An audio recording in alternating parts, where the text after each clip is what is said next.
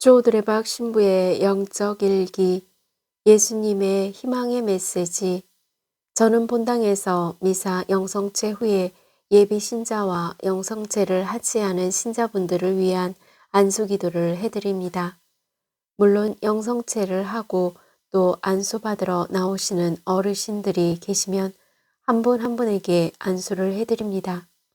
언젠가 다른 지역에서 여행을 오셨다가 주일 미사에 참여하신 분 중에 10년 넘게 쉬다가 자매님을 따라 본당에 오신 형제님이 안수받고 미사 후에 고해성사 받기로 약속하고 성체를 모시고 냉담을 푼 적도 있습니다.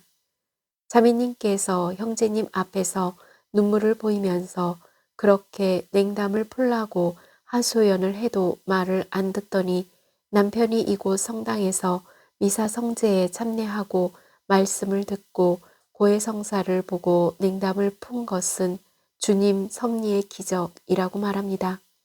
그러므로 모든 것이 모두 끝난 것 같았지만 거기서도 한순간 얼마든지 회복이 되는 인생 역전이 되신 분들이 계십니다. 바로 주님의 섭리는 하느님의 말씀을 믿고 끝까지 충실한 이들을 지켜주시고 변함없이 보호해 주신다는 사실입니다. 이것이 하느님의 자애이고 은총입니다. 아멘.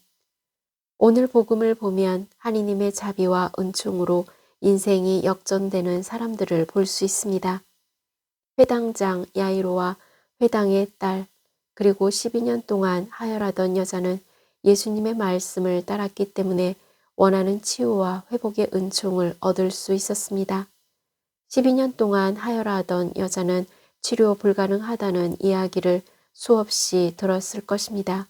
하지만 두려움을 떨쳐버리고 예수님을 굳게 믿었기 때문에 놀라운 은혜를 입게 되었습니다.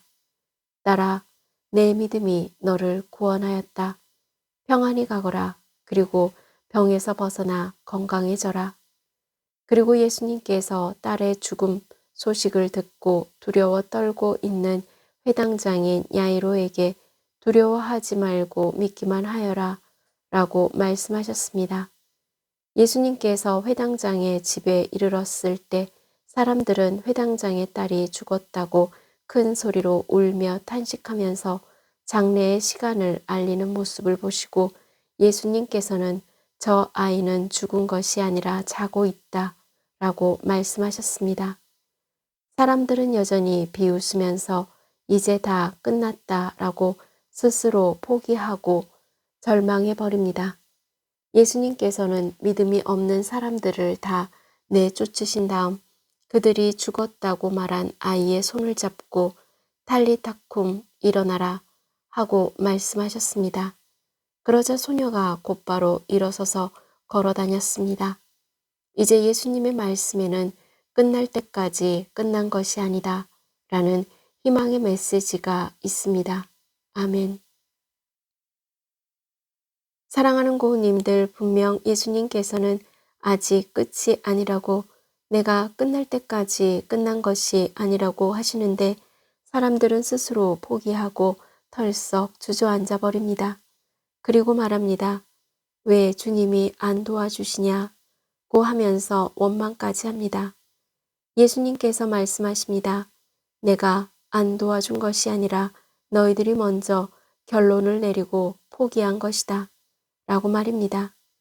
오늘 예수님께서 고은님들에게도 끝날 때까지 끝난 것이 아니다 라는 희망의 메시지를 말씀하십니다. 두려워하지 말고 믿기만 하여라. 내 믿음이 너를 구원하였다. 탈리타쿰 일어나라. 한마디로 믿음으로 희망을 붙들라 라는 것입니다.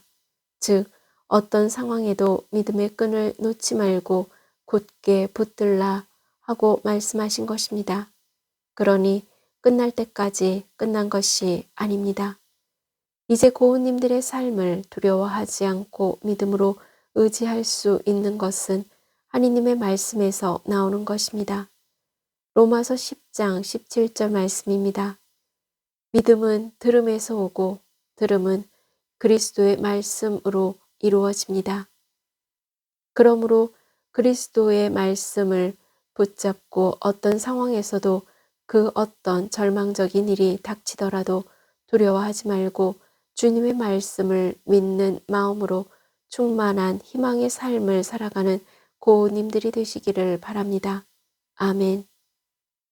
저 두레박사제도 끝날 때까지 끝난 것이 아니다.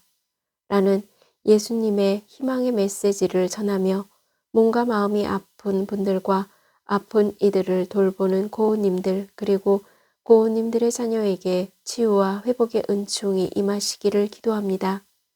아멘. 영적 일기를 마무리하면서 예수님께서 한 사람 한 사람을 품에 안으시고 손을 얹어 고우님들이 바라는 풍성한 삶의 희망을 당신의 섭리로 이루어 주시는 치유와 회복의 은총을 누리시기를 주님의 이름으로 강복합니다. 아멘.